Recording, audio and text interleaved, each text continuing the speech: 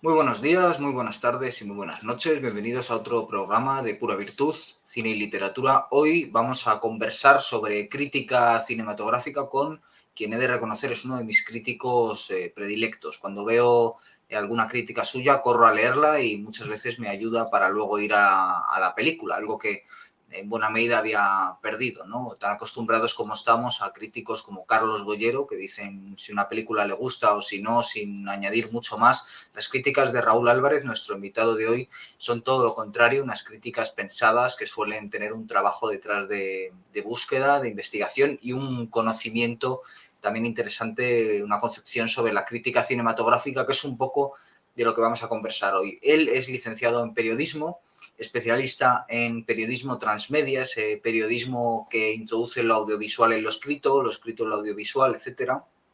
Es el responsable del máster en guión cinematográfico y en series de televisión de la Universidad Rey Juan Carlos, donde da clase, y además es crítico cinematográfico en algunas publicaciones, como El antepenúltimo Moicano, y sobre todo aquella por la que yo le he conocido y donde hace unas críticas excelentes, Cine Divergente.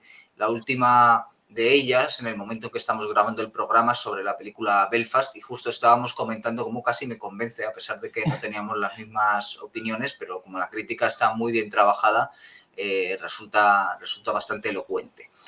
Bueno, Raúl, un placer tenerte con nosotros y en primer lugar quería preguntarte si el cinéfilo se hace o nace. ¿Cómo crees tú que es esto? Bueno, pues en primer lugar, muchas gracias, Guillermo, por la llamada, por el contacto y la paciencia que nos ha costado al final encontrar un día para poder vernos y charlar. Así que nada, te agradezco de corazón el contacto y también tus palabras. Pues es pregunta complicada. Yo creo que es un camino que cada uno transita a su manera y yo creo que evidentemente hay una formación, pues yo creo que inconsciente en muchos casos. En mi caso fue viendo mucha televisión. Eh, Veía, pero de una manera instintiva, cualquier película que se emitía. Me gustaba quedarme por las noches y bueno, pues recuerdo en algo muy generacional apuntarme las pelis, ¿no? En un cuaderno o subrayarlas en el periódico porque me interesaba qué ponían y, y bueno, digamos, ese gusanillo que a uno le entra, ¿no? Por el cine, porque lo ve en la tele, porque es una experiencia compartida, pues luego ya se va alimentando, ¿no? Pues ya es el videoclub, luego ya es la universidad, son los amigos, son las lecturas y en mi caso ha sido una construcción que ha ido poquito a poquito. Eh, pero sí es verdad que hay algo que de manera natural te dirige a la atención, ¿no? ¿Por qué me siento yo horas a ver una película? ¿Por qué vuelvo a verla? ¿Por qué me apetece comprármela si ya la he visto? ¿Por qué me apetece leer de ella o analizarlo? Y supongo que luego, pues detrás de todo eso, en el fondo lo que hay, que cuando empiezas no eres incapaz de verlo, pues hay un interés por la imagen, por esa magia que tienen las imágenes fijas o en movimiento para transmitir algo y es esa sensación de quedarte pegado a la pantalla a mí me parece que todavía es lo que a mí me funciona, es lo que me hace repetir, lo que me hace querer ver cine, ¿no?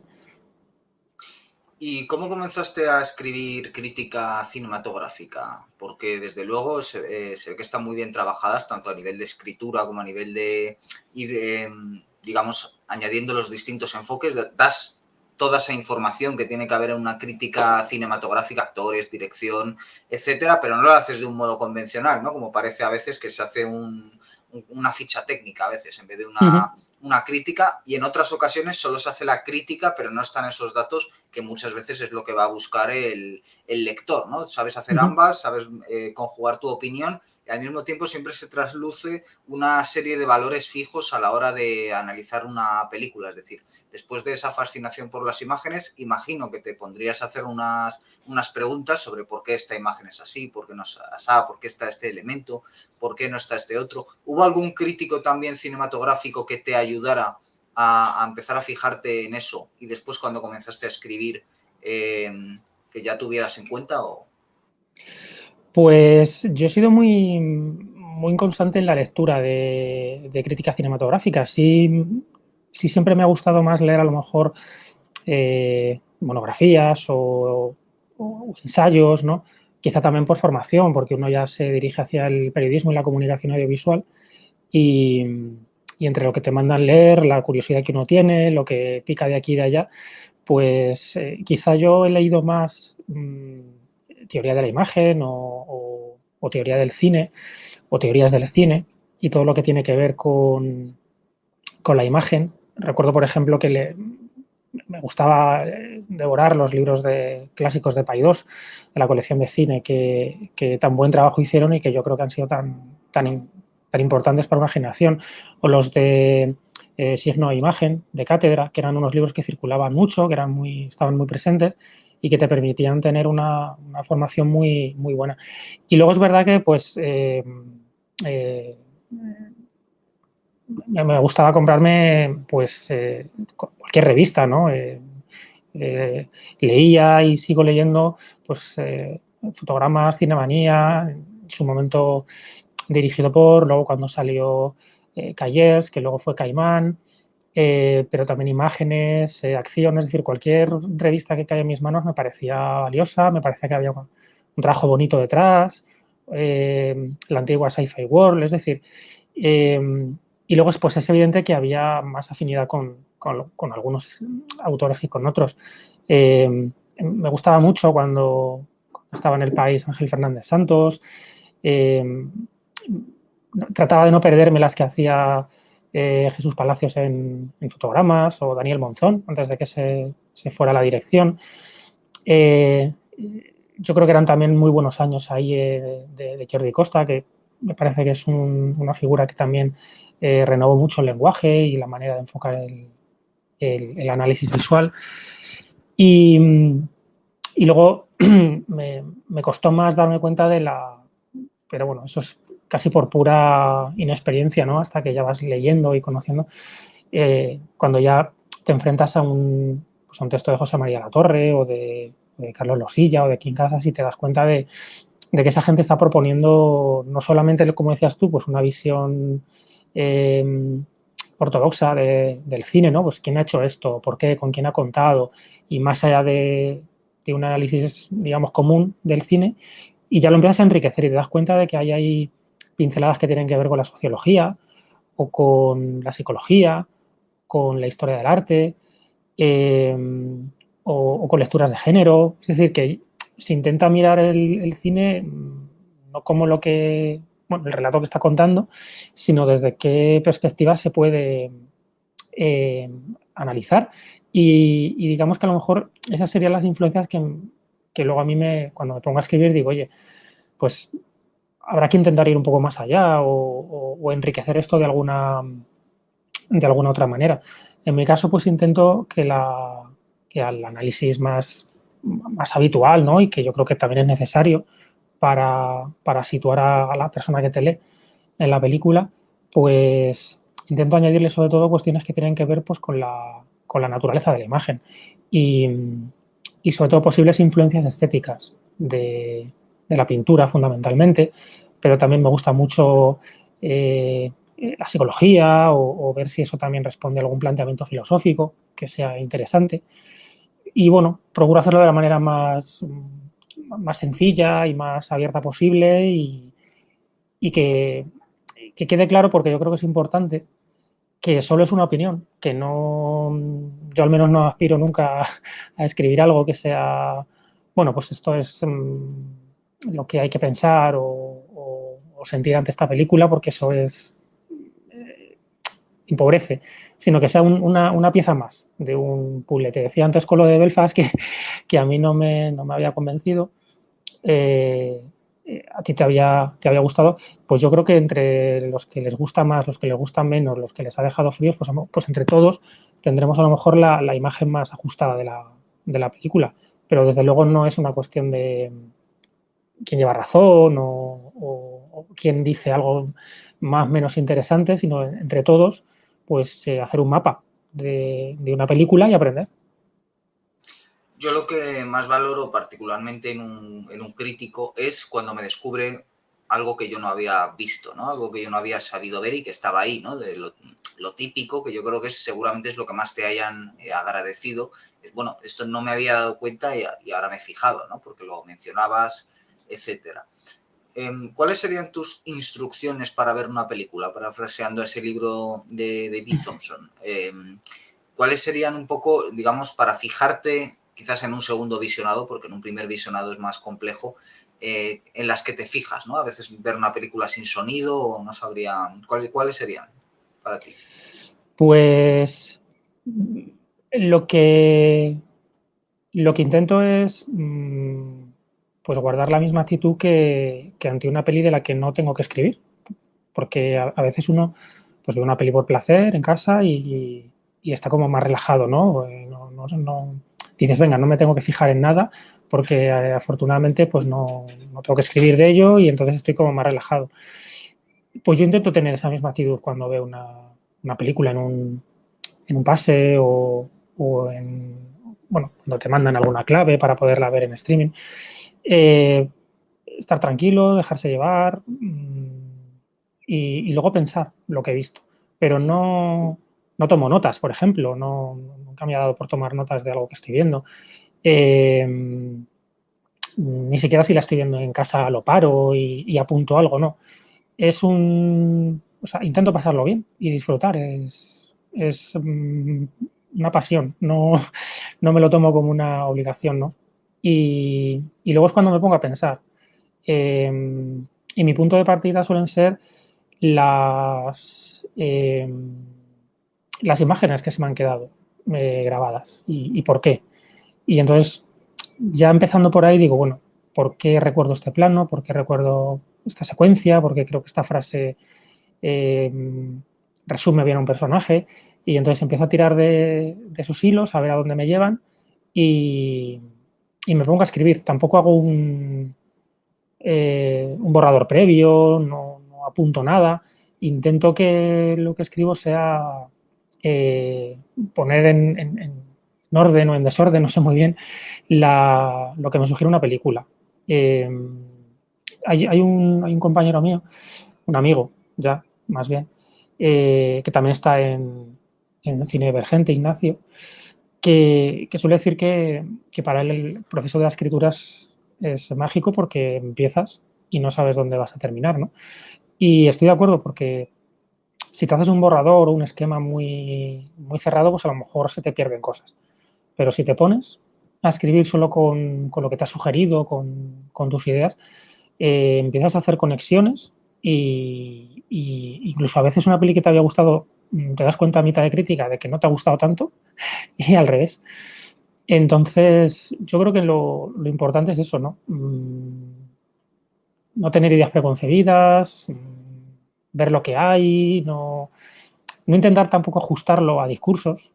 Pues hay una moda o hay una tendencia, lo que estoy viendo lo tengo que ajustar para, para que se me lea más o para ser más apreciado. No. Yo creo que cada uno desde su enfoque, desde lo que le gusta, desde lo que se ha formado, pues ve una película o lees un libro o escuchas un disco y lo valoras pues en función de tus intereses y de aquellas cosas que más te gustan. Y es a partir, yo creo, ahí de esas conexiones como, como empiezas bueno, a ver cuál es tu camino, a ver si puedes aportar algo o solo dices tonterías, ¿no? Pero yo creo que lo mejor es dejarse llevar y entrar en lo que te cuentan las películas, nada más. Y obviamente un grado de dificultad mayor que el de hacer una crítica es el de hacer un libro. Hace Mm. unos años publicaste Batman el héroe, sobre la trilogía de Batman de Christopher Nolan, que es una película sobre la que se ha discutido mucho acerca de los valores ideológicos que tenía, que hoy es algo que estamos habituados a comentar con las películas de superhéroes. Hace unas décadas era prácticamente impensable y quizás sea también otra de tantas huellas que ha dejado Nolan sobre el género. En el Ujú. caso de esa trilogía, El Caballero Oscuro, es evidente que hay tanto unos valores ideológicos como mitológicos, ¿no? Es decir, Ujú. es una película que está dialogando con hechos políticos de la historia reciente de Estados Unidos y al mismo tiempo es una película que está cogiendo el camino arquetípico del héroe según, pues yo qué sé, Joseph Campbell o a semejantes. ¿Nos puedes hablar un poco de estas dos facetas en tu análisis, de lo ideológico y de lo mitológico? ¿A qué conclusiones llegaste en estos dos puntos? Pues el libro es un pedacito de la tesis que hice en la universidad.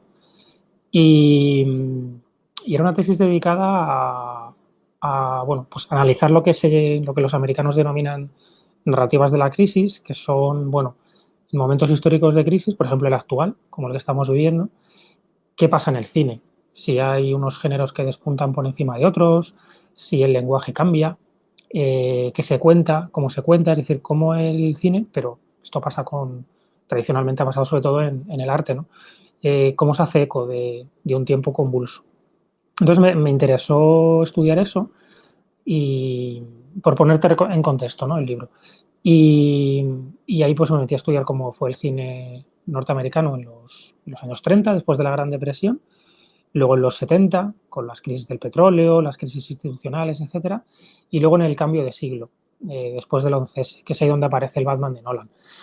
Y me parecía que había una conexión muy evidente entre la puesta en escena del cine negro clásico con la puesta en escena de las pelis de Nolan, que se intentaba de nuevo convertir el noir, las historias detectivescas, con carga moral, con una fuerza policial compleja, ambigua, con héroes, con villanos, con antihéroes, ver un poco el reflejo entre cómo se contaba eso entonces y cómo se contaba ahora. Entonces, por un lado, me fijé en cómo esas pelis dialogaban con el momento histórico. Yo creo que era algo muy evidente, por ejemplo, en El Caballero Oscuro, que se estaba hablando de terrorismo, se estaba hablando de atentados, se estaba hablando de cómo se sacude a la sociedad. Estábamos viendo qué decisiones morales se toman, a veces complejas, a veces no se entendían, si se justificaba o no se justificaba la violencia. Y en, y en la primera y en la tercera yo creo que había sus diálogos con el presente, ¿no? Y luego, más allá de eso, a mí me parecía que, que las tres películas trazan un viaje del héroe a la manera clásica. Se puede hablar, como tú muy bien has dicho, de Campbell, pero también de Jung, se puede hablar de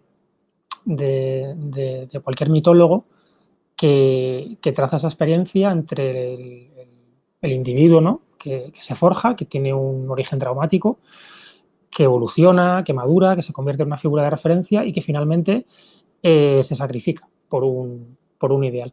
Y me parecía que en las tres películas se concentraban las historias o la historia básica de muchos superhéroes de TVO, que durante décadas hemos asistido a cómo los héroes pues nacen, crecen, se sacrifican, mueren, resucitan, vuelven a nacer, siguen creciendo, resucitan, es decir, todo ese ciclo constante de auge, caída y de muerte, resurrección, me parecía que se concretaba muy bien en las tres películas, porque finalmente él mmm, orquesta, digamos, ¿no? la representación de su muerte para retirarse y entregar el legado, y que sea otro quien siga, ¿no?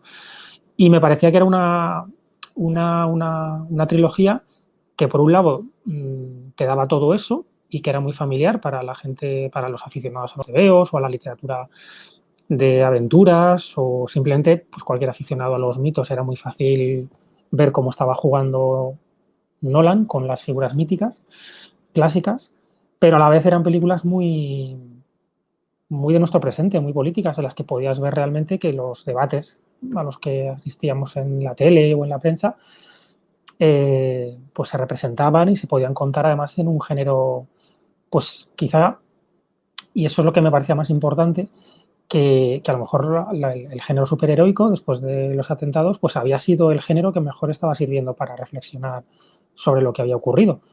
Porque cuando se estrena la segunda parte, El Caballero Oscuro, es cuando Marvel empieza su ciclo de 10 años o de 11 años. Y, y creo que son años donde, bueno, pues con sus licencias es blockbuster, es cine para pasarlo bien fundamentalmente, ¿no? Y un espectáculo. Pero aún así creo que en todas esas pelis hay elementos de reflexión sobre lo que ha venido pasando después del 11S en Estados Unidos.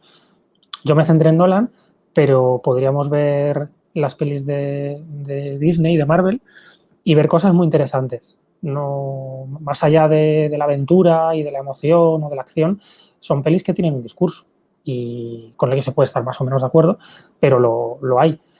Y me parece que tienen ese interés y que si en los 30, en los 40, pues era el noir, luego en los 70 fue el thriller de conspiraciones o el cine más político de resistencia, no me parecía descabellado que el cine que planteaba esa reflexión ahora en el Hollywood comercial fuera el género superheroico. Y por ahí tiré. No deja de ser curioso que al final los géneros que mejor puedan hablar de estas cuestiones sea el género B, el género menos prestigioso desde el punto de vista de la crítica, ¿no? Ya le ocurría al noir en los 40, que apenas eran pues esos libros pulp con un papel barato de mala calidad y de pronto los grandes directores se ponen a adaptar esa clase de novelas al cine, todo se ha dicho, eran grandes novelistas también. Y luego otro tipo de películas que nunca se ha ganado la crítica, el prestigio de la crítica, incluso el propio Nolan parece que siempre tiene una parte de la crítica en contra solo porque sus películas incluyen explosiones y porque no se ven subtituladas, etcétera. Quisiera preguntarte sobre esa importancia del género a la hora de entender, digamos, muchas veces cómo se utiliza lo B para decir todo aquello que no sería aceptable desde un cine prestigioso, el cine histórico, etcétera, que muchas veces está más controlado, digamos, ideológicamente que el género B, que parece que se puede hablar con más libertad y que además, como tienes que cumplir las expectativas del espectador, ¿no? Parece que eso también puede ayudar. Es decir, no podrías hacer Batman si no hay un malvado, no hay explosiones, no hay golpes, pero precisamente porque tienes que llenar todo eso, luego a lo mejor es más cómodo introducir todo ese discurso del que estabas ahora hablando. Bueno, yo creo que el discurso cabe en el denominado cine de autor, eh, cine que se puede considerar como más serio o como más artístico, como que tiene unas intenciones más abiertamente de intentar hacer algo con peso, pero que desde luego cabe y bueno, solo hay que echarle un vistazo a la historia del cine en el cine más comercial, más popular. Los discursos se pueden hacer complejos en lo simple, pero también se pueden hacer muy simples en lo complejo y podemos encontrarnos películas supuestamente más serias que en el fondo nos están contando algo de una manera muy sencilla y muy simple y a lo mejor con más clichés que una película de género. Entonces yo creo que ahí ese tipo de etiquetas son peligrosas y son confusas porque no necesariamente, por poner un ejemplo muy claro, no necesariamente todo lo que se proyecta en un circuito de versión original es estupendo y van a ser películas con un discurso serio y complejo y que nos convenzan y que en cambio pues tú te vas a un Kinépolis o a un multisalas normal y corriente a ver pelis dobladas y que todo aquello pues es comercial, no vale para nada, no tiene ningún significado y es una tontería. No, yo creo que los discursos, pues, y a menudo de manera inconsciente, se cuelan en lo que tú estás haciendo y a veces encuentras cosas que son eh, muy, muy, muy interesantes, ¿de acuerdo? Entonces, claro que Batman necesita ciertos clichés o ciertos recursos que todos esperamos, unas buenas secuencias de acción, una buena primera aparición, eh, una némesis a su altura que le ponga en complicaciones, pero te lo puedes llevar, y lo hemos visto por ejemplo en la última, a un escenario más de cine negro clásico, o te lo puedes llevar a una aventura fantástica, o te lo puedes llevar al Gotham gótico de Tim Burton, o te lo puedes llevar a casi la fiesta, ¿no? A la discoteca que monta Schumacher alrededor. Da igual, porque el personaje lo aguanta todo. Entonces, lo interesante del personaje es que es un individuo complejo, contradictorio y que duda, es decir, que tiene matices. Entonces, ese personaje, lo metas donde lo metas, va a funcionar, porque no es un personaje de una pieza. Y en cambio te encuentras a lo mejor películas más de autor o supuestamente de autor donde los personajes son más pétreos que un Batman, ¿vale? O que un Iron Man o que una Wonder Woman, ya que estábamos hablando de superhéroes.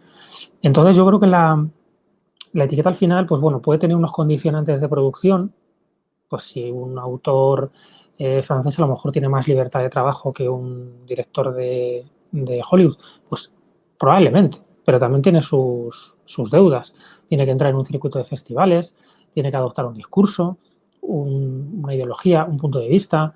Eh, yo creo que todos los cineastas intentan agradar. Al final buscan un público, ¿vale? Y el público al final espera un discurso o un lenguaje familiar tanto de un Asghar Farhadi, por ejemplo, como de un Nolan. O sea, es muy difícil evitar ese encasillamiento en qué se espera de quién cuando es una película. Y yo creo que precisamente pues, el crítico o el aficionado, porque yo creo que todos somos críticos, lo que, lo que tiene que hacer es fijarse en lo que se le está proponiendo y decir, bueno, pues he encontrado elementos de interés tanto en una película que aparentemente son los de palomitas, como en otra que presuntamente parece más seria, pero que me ha dejado una reflexión muy, muy simple, ¿no? Sobre lo que estoy viendo. Y yo creo que hay que, como te decía antes, hay que ir muy lo más natural posible y darse cuenta de que, bueno, pues puede haber cine de autor que sea simple y puede haber cine comercial que sea mucho más complejo de lo que nos parece. Mencionabas ahora la historia del cine y quería preguntarte también sobre si consideras que el cine es el arte del siglo XX. Y esa pregunta tiene una segunda parte y es si entonces las series, ¿no? Que ahora parece que están siendo el arte del siglo XXI, en el sentido de que quizás esa narrativa en crisis, pues a principios de este siglo estuviera en el cine, en películas de superhéroes, en cine de terror, etcétera, pero poco a poco fuera habiendo un trasvase hacia las series, ¿no? Por ejemplo, el juego del calamar, un fenómeno que quizás no sea ni mucho menos una gran obra maestra a nivel visual, pero que sí que tiene algo digamos, el kairos casi, ¿no? Es decir, que aparece en el momento oportuno para conectar con el espectador sobre una realidad que es plenamente real, ¿no? Que es el capitalismo, en definitiva. Yo creo que sí, que es el gran arte del siglo XX porque pone la imagen en movimiento. Había experimentos previos en el 19, es cierto, pero cuando surge, cuando se trabaja y sobre todo cuando se difunde internacionalmente, en las primeras décadas lo convierte en el arte del siglo XX y además en el arte más masivo, es decir, nunca antes, y esto lo cuenta muy bien, por ejemplo, eh, Walter Benjamin en sus obras, o luego ya un John Berger, nunca antes las imágenes habían circulado tanto y habían llegado tan rápido a todas partes y habían hecho accesible tantas cosas, porque el cine es el medio más popular y es el que más rápido se extiende y luego la televisión imita ese modelo, ¿vale? Pero bueno, la tele, que es como la hija pequeña del cine, en el fondo está replicando esa lógica de el espectador se pega a algo durante, durante 2 horas. Eso nunca había pasado antes. Es decir, y nunca antes en la historia alguien había pasado tanto tiempo contemplando algo.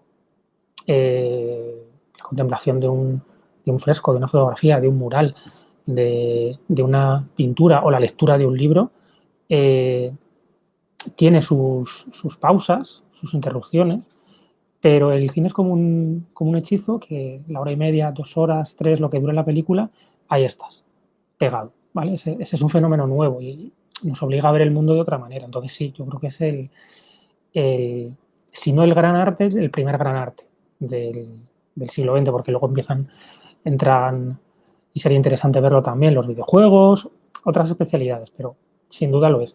Con respecto a las series, pues yo también creo que en eso ha habido una cierta burbuja, ¿no? De el gran cine, pues ahora quizás son las series. Bueno, a mí particularmente me resulta muy difícil seguir el ritmo de estrenos, porque es abrumador.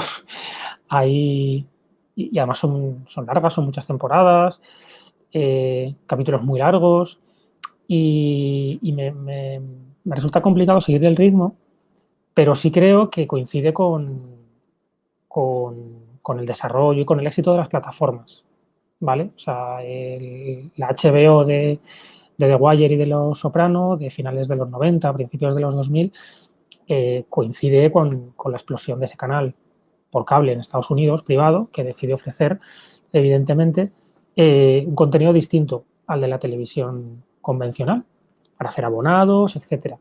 Y ese modelo triunfa y bueno, casi 20 años después, pues lo que tenemos son muchas plataformas que, que siguen la lógica de las series pues, porque es lo que te permite, sobre todo, fidelizar a tus abonados. Si tienes una serie que gusta, vas goteando los capítulos o los pones de golpe, como hace Netflix, pero luego ya inmediatamente prometes una segunda, una tercera, una cuarta temporada, eso hace un engagement muy sencillo del público. O sea, es una lógica capitalista aplicada a la producción de cultura, es decir, mejor series que enganchan y que son dosis que tú te puedes llevar en una tableta, en un móvil, en un portátil, a cualquier parte, que una película. Es decir, fideliza más una serie convertida en marca que una película. Fíjate, por ejemplo, Disney ahora es muy claro. Tiene ya 2, 3 años por delante donde, pues si no es una serie de Marvel, es una serie de Star Wars, porque entiende que es una manera de explotar ya, más allá de una historia, una marca. Tú te sientes a gusto viendo una serie de Star Wars, pues porque ves personajes conocidos y sobre todo un diseño de producción conocido, te sientes en casa, te sientes a gusto. Y con Marvel pasa lo mismo, te sientes a gusto con esos personajes. Es como el que es fiel a una marca de zapatillas, o a unos vaqueros, o a una marca de, no sé, de pizza, de ropa, de lo que sea, ¿vale? Es fidelizar. Entonces las series permiten fidelizar muy bien a los públicos en una plataforma. Y luego, por supuesto, que hay producciones que son una pasada y que hay un mimo y un cuidado en todo. Eh, bueno, por no dar los títulos clásicos, ¿no? Pero cualquiera yo creo que tiene series favoritas precisamente por el mimo que ve en la producción. Y al margen de que eso sea una estrategia, pues oye, hay gente muy buena ahí trabajando y haciendo cosas muy interesantes. Y sobre el poder de las imágenes que hablabas antes, es evidente que ha sido progresivo, ¿no? Esa exposición del ser humano a las imágenes, al punto de que quizás si en un principio, pues como podía ser en tiempos de mi abuela, que yo me acuerdo que me contó que la primera película que fue a ver al cine era sobre unas sirenas y que la fue a ver 8 veces, ¿no? Pero al final elegías tú cuándo estar expuesto y hoy en día prácticamente ya a nivel cultural es muy difícil elegir no estar expuesto. Te puedes sentir un weird, un paria, es decir, si había un tiempo donde ir mucho al cine te convertía en un weird, hoy en día no ver muchas series te convierte en un weird. No haber visto la última serie de moda te convierte en un rarito. ¿Cómo luchar contra esa, hablando ya más con el periodista que con el crítico cinematográfico, que obviamente es una pregunta que rebasa la labor del crítico cinematográfico? ¿Cómo crees que se puede luchar contra esa exposición a las imágenes? ¿Aprender a mirar, parafraseando el título de John Berger, puede ser una buena solución? Pues mira, yo creo que uno tiene que ver aquello que le llama la atención, más allá de modas, de tendencias, de lo que se supone que tienes que ver para tener una conversación en Twitter o con tus amigos o con tus compañeros. Hablaba un libro muy bonito, Lipovetsky, de la seducción de las imágenes, de la seducción de la belleza. Yo creo que uno en esto tiene que dejarse llevar por una simple atracción. Es decir, de toda la oferta que tenemos, que es enorme, probablemente la mayor oferta audiovisual que no ha tenido, bueno, que se ha tenido en la historia, la tenemos ahora mismo. Es decir, el ritmo de estrenos en plataforma y en cines, pues es brutal y hay un gran abanico de cosas que podemos ver. ¿Cómo elegir? Pues claro, tienes las ventanas tradicionales de recomendación, que son los medios, que son los foros, que son los hilos, tienes tus círculos de amistades, tus compañeros, tus amigos, tus parejas.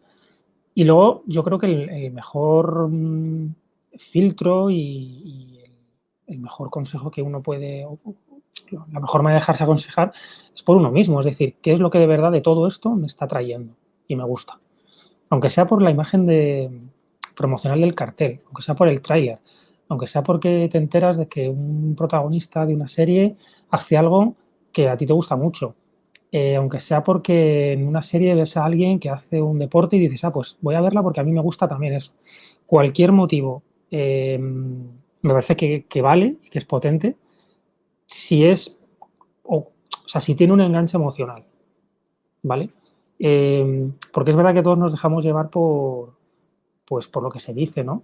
Por lo que te recomiendan, como te decía hace un minuto, por lo que se supone que hay que ver para estar al día, por ese gran éxito, simplemente para tener conversación, ¿no? Y eso es irremediable, yo creo que todos entramos por ahí. Pero por eso creo que es muy importante salvaguardar y poner en valor eh, pues esa pasión que tenemos todos por algo, ¿no? Y esa decisión a veces, pues inconsciente. ¿Cuántas veces hemos estado, por ejemplo, a mí eso me gusta mucho, pero es un poco obsesivo? Te pones a mirar en una plataforma con el mando a distancia y te tiras ahí 2 horas y no has visto nada. Bueno, pues estás viendo que te llama la atención, de alguna manera. Estás buscando una seducción por ahí, a ver qué te atrapa. Y yo creo que eso es bonito y es importante también en todo este magma, el autodescubrimiento. Porque seguro que hay cosas de las que no hemos oído hablar, de las que nadie nos ha dicho nada.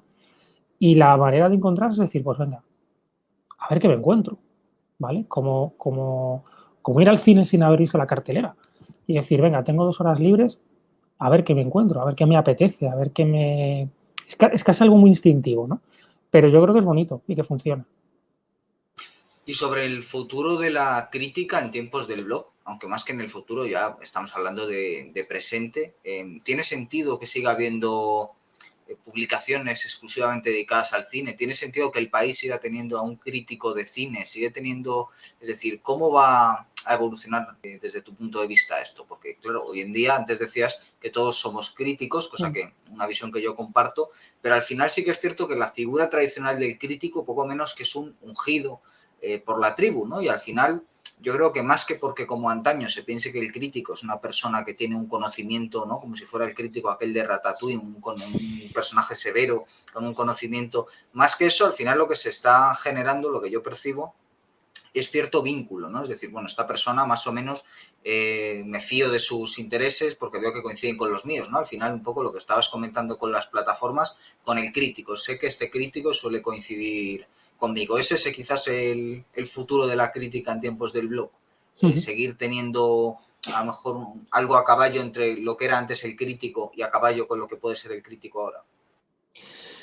Pues yo creo que es importante la conexión con la persona que te habla o que escribe para que tú la leas o que aparece en una eh, crítica grabada en YouTube o que te hace un video ensayo, porque las formas de reflexionar sobre la imagen pues, son muy variadas. A mí me gusta la escritura porque me permite, es la herramienta que a mí me permite pensar, ¿vale? Pero hay compañeros que se desempeñan muy bien en el videoensayo o en la pieza, ¿no? Que monta imágenes. Bueno, de hecho, un programa como Días de Cine sobre todo se sustenta en los videoensayos y es una maravilla. Entonces, bueno, por la vía que sea, lo interesante es establecer una conexión, tener algo que decir y que eso interese a alguien, aunque sea para no estar de acuerdo. Y, y de cuál es la mejor manera, yo creo que uno tiene para intentar conectar o para intentar llegar, pues la honestidad y la sinceridad, es decir, mmm, hablar con el corazón en la mano de qué es lo que te ha sugerido una película y dar pues todos aquellos motivos o aquellas razones que a ti te han fascinado y que quieres compartir con los demás. Y que ese proceso sea lo más abierto posible. Es decir, que te respondan, que te digan si están de acuerdo o no, que a lo mejor te has pasado y has dicho tonterías, o que te has venido muy arriba y que has dicho cosas muy, muy optimistas sobre una peli que a lo mejor es muy normalita. Pero bueno, yo creo que por exceso, por defecto, si tú pues eres honesto y dices lo que te ha inspirado y lo que te ha sugerido una película y das tus razones y das tus argumentos y sobre todo vuelcas todo lo que llevas, pues ahí hay alguien siempre que te va a atender, ¿no? 1 o 1000, pues es que eso da igual, o a mí particularmente me da igual. Lo importante es decir, bueno, me he volcado, he tirado 5, 6, 7 horas en 1000 palabras y, y estoy satisfecho pues porque creo que lo que quería decir sobre esta película, pues, pues lo he dicho, ¿vale? Y luego a mí me parece que es muy bueno que, que todos tengamos algo que decir y que en las redes eso lo ha facilitado. Porque antes era una voz, 2 voces, 3 voces, en una revista por aquí, un periódico por allá, o en la radio o en la tele, pero era un número muy, muy finito, muy, muy limitado, el debate no trascendía. Y sin embargo las redes lo que han hecho es que haya muchísima gente muy interesante, que dice cosas a diario muy agudas, eh, y que de otra manera no tendríamos noticias de ellas, ¿vale? Y a mí me parece que, por un lado, pues es bueno, eh, es bonito que haya voces, entre comillas, de autoridad, es decir, de gente que por formación, porque le gusta mucho la escritura, por lo que sea, tiene cosas que decir y sirven de guía, pero es que eso ha sucedido siempre, es decir, todos tenemos modelos y todos seguimos a gente porque nos parece que tienen una voz especial. Eh, y eso yo creo que es bueno. Y luego, por otra parte, aprovechando toda la fuerza que tienen las redes, abrir los ojos a toda la gente que no tiene una oportunidad de escribir en un medio, ¿de acuerdo? Pero que, sin embargo, pues con su cuenta, con su perfil, con su canal, dicen cosas que son muy interesantes, ¿vale? A mí me gusta mucho echar el tiempo leyendo, eh, bueno, pues las personas a las que sigo o buscar gente de la que aprender y de la que ver otros puntos de vista. Entonces yo creo que el futuro, digamos, que tendrá esa combinación. Por un lado, la figura un poco de referencia o erigida, como decías tú, ¿no? Por la tribu en un medio, en una tribuna, la que sea, y luego, pues, todos los demás que intentamos, aprovechando la fuerza de Internet, pues aportar algo. Y de esa mezcla, yo creo que sale algo bonito. Y luego, sobre todo, también creo que es muy importante, de verdad, el, el escuchar, el leer, el contrastar opiniones y el no intentar nunca mmm, decirle a los demás cómo tienen que ver algo. Porque eso es, a mí me parece que es muy, bueno, es egoísta, ¿vale? Entonces, si tú simplemente compartes tu opinión, ¿vale? Y das tus razones, eh, con libertad, con respeto y abierto a lo que digan los demás, pues se logrará el diálogo, que es lo que yo creo que la crítica tradicional no por la, bueno, pues por la mecánica de los propios medios, no podía tener muchas veces. Pero ahora yo puedo escribir una cosa y tú inmediatamente me puedes contestar y podemos hablar, ¿vale? Y eso yo creo que es lo bonito y me parece que ese escenario, ¿no? Ese horizonte está muy bien. Y una última pregunta que te quiero hacer es sobre algo que ya un poco has adelantado. Mencionabas antes los videojuegos, ¿no? Es decir, hoy en día la gente tiene ese otro contacto con las imágenes y tantos otros, y ahora has mencionado las redes sociales. El periodismo, ¿cómo crees que va a evolucionar para, digamos, usuarios que ya no valoran tanto la palabra escrita, que ya no compran periódicos en papel, aunque puedan leer digitales? Los digitales están creando suscripciones, luego a lo mejor digamos, ciertas generaciones ya no van a pagar esa suscripción porque no tiene ese prestigio para ellos el periódico, y además cada vez es más fácil ir a ver imágenes, ¿no? A mí también me gusta escribir críticas cinematográficas, aunque las haga en YouTube. Lo que más disfruto también es escribir, precisamente por lo que comentabas tú, ¿no? Por pensar, por ese control sobre la precisión, ese control de la palabra escrita. Pero eso no significa que al usuario le vaya, o sea, eso puede agradar al que hace la crítica, y a lo mejor pues si encuentras a otro loco que también todavía le gusta leer, pues perfecto. Pero en general la gente va a preferir ir a ver un vídeo en YouTube, que también tiene Mm, su trabajo, ¿no? mm, Hacer imágenes, lo que comentabas de días de cine, ¿no? Y que mucha mm, gente hace en YouTube.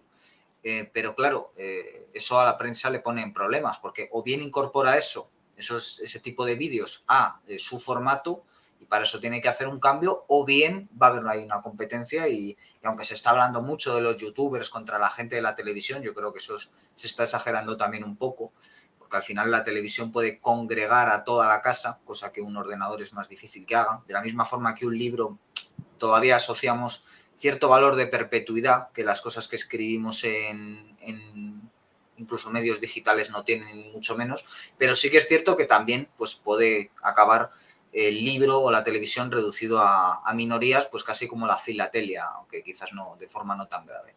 ¿Cómo lo ves tú como periodista especializado en transmedia? Pues a mí en eso me gusta tener la actitud integrada, ¿no? Recordarás el libro este clásico, ¿no? De apocalípticos integrados. Bueno, pues yo creo que ahí es bueno la convivencia, ¿no? Igual que la tele no se comió al cine, el cine no se comió al teatro, el cine tampoco acabó con la fotografía, la foto tampoco acabó con la pintura, es decir, yo creo que es bueno no intentar sustituir las cosas, ¿vale? O ponerles una fecha de caducidad, sino, bueno, un ecosistema, que haya una convivencia entre todos estos medios y que la gente interesada, en este caso los cinéfilos o los que son menos cinéfilos, elijan con qué se sienten más a gusto, si con un videoensayo, si con un reportaje, si con una pieza audiovisual o con una crítica de 500, 600, 700, 1000 palabras o 9000. Y yo creo que hay un público para todo. Y yo creo que es bueno que haya cierta convivencia.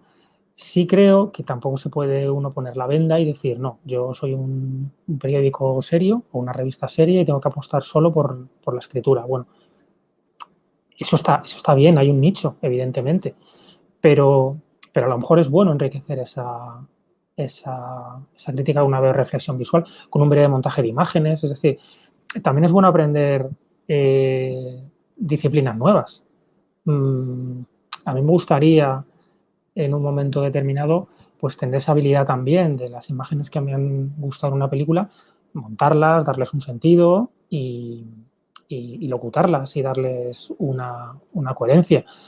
Y a veces si no lo hago pues es por una cuestión de que me cuesta menos escribir que hacer ese trabajo, porque no nos engañemos, no es más fácil ni mucho menos hacer una crítica visual o un videoensayo que una crítica escrita. Porque, bueno, si tú te grabas haciendo una crítica, es bastante común que te puedas equivocar, que a lo mejor te trabes, que no te guste lo que estás diciendo en ese momento, y la vuelves a hacer, y la vuelves a hacer, y la vuelves a hacer. Y ya no te digo si es un videoensayo, el tiempo que te lleva a seleccionar, montar, unificar los formatos, locutar bien, es decir, que todo eso lleva un trabajo muy serio, ¿no? Y muy complejo. Entonces, bueno, como te digo, yo creo que es bueno la convivencia y que cada uno mm, elija con qué se siente más cómodo. Y luego, sobre todo, también es bueno a lo mejor, pues, picar un poco de todo. ¿Por qué no una persona que se ha leído un texto generoso, largo, no va a ver también un videoensayo o una pieza con imágenes? Pues a lo mejor lo que hay que hacer es insistir en que es bueno alimentarse un poco de todo y ver qué te ha sugerido no sé quién con un vídeo, quién te ha sugerido no sé quién con un texto, y por qué no también, oye, hay hilos, en Twitter hay hilos muy interesantes, que solamente con el concepto hilo foto, te hacen una reflexión sobre una película joder, que tiene mucho peso y mucha fuerza. Pues esa es otra manera también de acercarse a la crítica, con el hilo, ¿vale? Con el meme, ¿por qué no? Es decir, es que hay muchas maneras de analizar lo que estamos viendo y que todas sean complementarias, porque además si algo le da sentido al transmedia es que no haya eh, que no domine un medio sobre los demás, sino que todos se retroalimenten, porque es lo que lo diferencia realmente del multimedia o del hipermedia, eh, al menos en teoría, porque luego en la práctica es más complicado, es que si tú quieres hacerte una buena idea de algo, no te valgas solo con un medio, sino que necesitas varios, ¿vale? Entonces, ¿por qué no soñar con la idea de un periodismo transmedia donde digas, oye, yo para tener una idea realmente clara de esto, pues necesito ver el vídeo, necesito escuchar estos audios y necesito leerme este texto y este otro texto, ¿vale? Yo creo que eso es lo más enriquecedor. Pues Raúl Álvarez, muchas gracias por esta más que interesante entrevista. Yo creo que nos has dado bastantes cosas sobre las que pensar, sobre las que reflexionar, y muchas gracias también a los espectadores por haber llegado hasta este punto del programa. Ya sabéis que podéis leer a Raúl Álvarez en Cine Divergente. Voy a dejar el enlace a sus críticas en la descripción del vídeo, y aquí estamos de nuevo con el transmedia, ¿no? Porque ahora pueden saltar a esa palabra escrita. Y luego ir a otras entrevistas que tiene. Hace poco un programa muy interesante sobre Pasolini en Sui Generis. Sui Sui Generis generis, sí. Madrid. Muy, muy interesante. O sea que después de ir a las críticas pueden ir a ese programa, que también voy a dejar el enlace en la descripción. Volveremos pronto con más programas en Pura Virtud, Cine y Literatura. Hasta pronto.